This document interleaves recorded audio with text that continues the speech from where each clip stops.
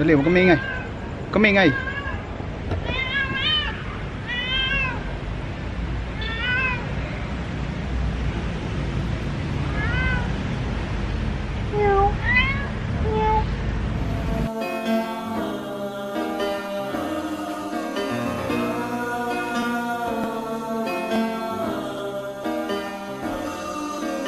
CTG kami space pakipo, CTG kami space sukada, CTG kami space maganda sa palagay ko. Good morning! It's Tuesday morning dito sa Singapore at 8:32 to be exact ang oras. Pasok muna ako. Miss, miss, miss, patang sukada mo, sayang. Stop over lagi dito sa May Hawker kasi dito ako lagi bumibili ng almusal. Thank you!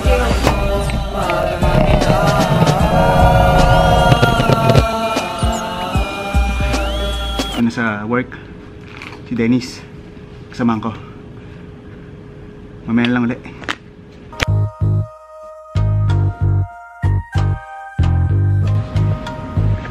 Tapos na trabaho, baka bumalik tayo para mag-exercise.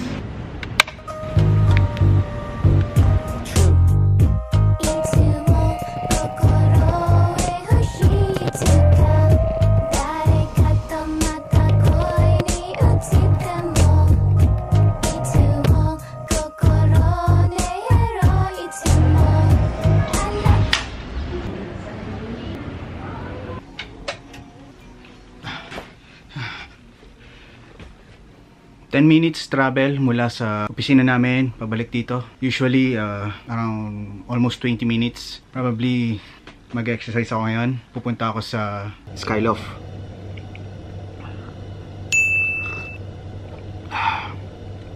Katapos ko lang mag treadmill. Then ab crunches. Then treadmill ulit. Tag 30 minutes. Time check. It's 8:05. May relos. Dito sa company namin may mga perks kami. So isa na to. Yung top floor ng building 1 is ginawa nilang parang recreational hall para sa mga empleyado. Pasyal ko kayo kung ano yung nasa loob. So dito sa loob merong mga recreational activities tulad ng billiard table, hand football, multipurpose na pang-exercise, hindi ko alam tawag sa kanya, treadmill, barbells and dumbbells. Meron ding bendo machine para sa mga drinks, hot and cold.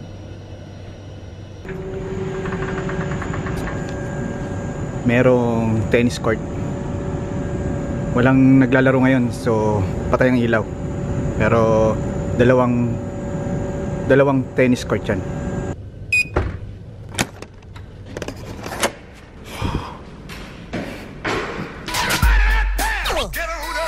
Bring that booty over here, baby. Bring that booty over here, over here. Bring that booty over here, baby. Bring that booty over here, over here.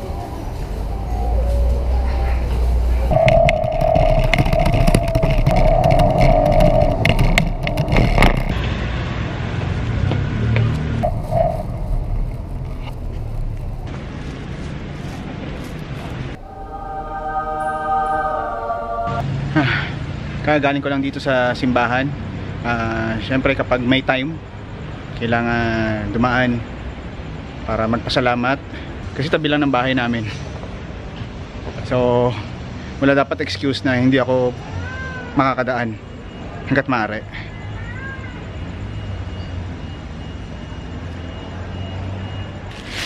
Tinapay na lang kakainin ko for dinner. Sayang naman kung magkakanin pa ako, sayang pinagpapawis ko.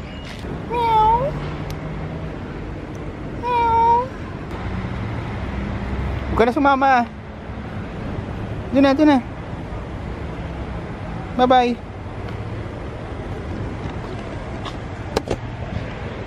Gusto pa ata sumama. Sama nga. Ain't no time for relaxing, causing more action than the brother named Jackson. Just like Jason with the lyrics, I'll be acting, maxing with the cutie while I'm steadily taxing the butt. Continue with the stunt, light up blunt, blanking with the rhythm that I'm swinging of a button. Run, punt, cause it's bored down, you don't know where to go. Out the door, nothing more while I'm chilling with you.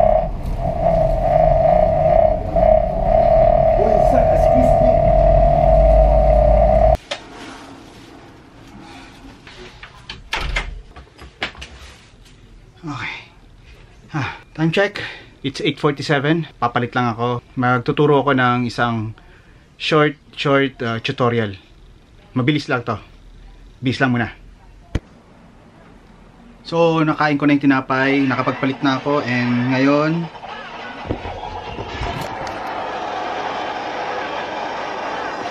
inaatake ang base ko. Naka 1 star na siya. Hindi niya makukuha yung town hall ko. So, probably 1 star lang siya. So, ito sa isang gadget. Ang tagal mag-load. Ano bang problema nito? Actually, tinatapos ko yung series, season 6 ng Suits. Suits? Yeah, Suits.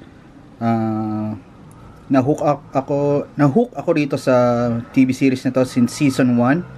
So, it's about lawyers stuff, something like that, drama, pero maganda siya, hindi lang basta drama, may mga twist siya, maganda yung kwento niya. And katapos lang ng season 6 and nagmamarathon ako ngayon. The other gadget is nag-edit ako ngayon ng vlog. So yun yung kaganapan ngayon hanggang ngayon.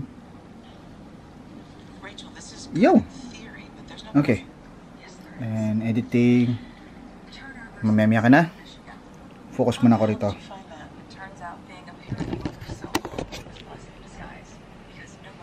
So tapusin ko muna yung Suits. And babalikan ko kayo kagad. Okay. Kahapon may mga pinamili ako na mga laruan. So, i-haul natin.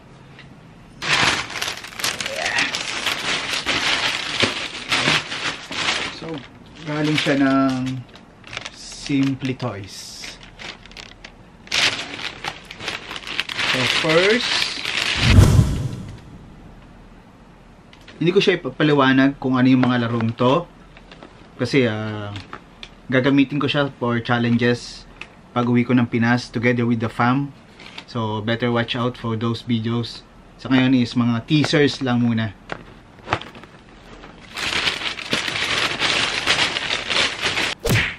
Pie-face game. Oh, masaya to. And lastly,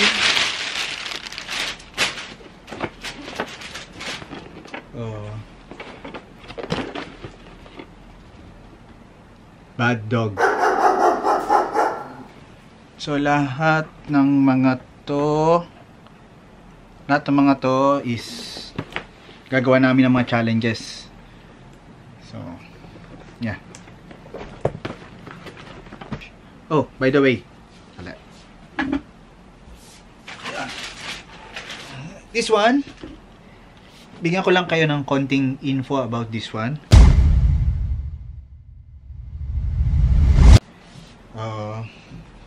Medyo madumi, tasik-tasik. So ito yung e-scooter na nabili ko. Siya yung pinaka magaan, carbon fiber siya, and yung battery operated. So yung battery niya is nandito sa loob ng tubong to. May built-in siyang front light. Yep. Foldable. As you can see, kaya kong buhatin ng isang kamay. Medyo satisfied ako dito so far. Nagagamit ko siya. Ninadala ko kahit saan, kahit sa MRT, sa pag-akyat ng stairs. Yung top speed is 25 km/h, which is kinokontrol ngayon dito ng LTA or ng Land Transportation Authority, which is equivalent sa atin is LTO At yung mga matataas na speed above ng 25, it's either, alam ko, is kinukumpis ka. Kulang pa ako dito is yung backlight. So required dito kasi maski bisikleta is merong ilaw sa front and ilaw sa likod, sa likuran. And kailangan may bell ka. And hindi ako pwedeng tumakbo nito sa kalsada. Kailangan sa mga pavement lang. So yun yung mga rules dito. Full charge is 30 kilometers ang inaabot niya, which is not bad. So ngayon is 7.5 kg. Okay. And I think that's about this e-scooter. So that was about it, guys. Walang masyadong ganap kapag weekdays kasi most of my time are spent sa work. Sa mga nakasubscribe sa akin, sa mga laging sumusubaybay ng vlog ko, maraming salamat sa inyo. At sana tuloy-tuloy pa rin yung pagsubaybay nyo. And let me know if hindi pa ako nakasubscribe sa inyo. Basta nasa YouTube ka, Pinoy ka, or Pinay, just let me know. I will sub to you. And this is how this vlog ends. Propanggising, mga praning, laging gising, mga praning. Siya nga pala, napangako sa inyo na magkakaroon tayo ng short tutorial. So, ang kailangan natin, gunting, pantalon, hatiin sa gitna ang pantalon, gupitin.